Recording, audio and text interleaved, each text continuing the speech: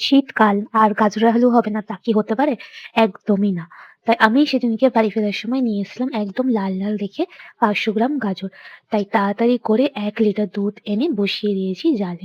দুধটা যেই আমার ভালো মতো জাল হয়ে গেছে তার মধ্যে আমি আগে থেকে একদম মিহি করে গ্রাইন্ড করে রাখা গাজরগুলো সব দিয়ে দিয়েছি। দিয়ে এবারে ভালো করে মিক্স করে নেব। মিক্স করে ফুটতে দেবো যতক্ষণ আমার গাজরগুলোও সিদ্ধ না হয়ে যায় এবং দুধটাও আমার আরো ঘন না হয়ে যায়। হয়ে গেলে আমি তার মধ্যে এড করে দেবো পরিমাণ মতো চিনি।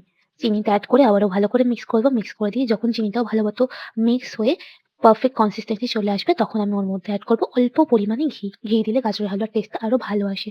তো ঘিটা দেওয়ার পরও আবারও মিক্স করে দিয়ে তার মধ্যে এড করব আগে থেকে ক্রাশ করে রাখা কিছুটা কাজু বাদাম আর কিছুটা কিশমিশ। ওগুলোও এড করে ভালোভাবে একটু মিক্স করে দেবো। মিক্স করে দেওয়ার পর আমার গাজরের হালুয়ার কনসিস্টেন্সিটা যখন একদম ঠিকঠাক হয়ে যাবে তখন আমি ওটাকে নামিয়ে নেবো এবং নামিয়ে নেওয়ার পরে ওর মধ্যে এড করব কিছুটা খোয়া ক্ষীর। খোয়া ক্ষীর দিলে কিন্তু আরো টেস্টটা বাড়ে। এমনিতেই এরকমভাবে গাজরের হালুয়াটা করলে খুবই টেস্টি হয়।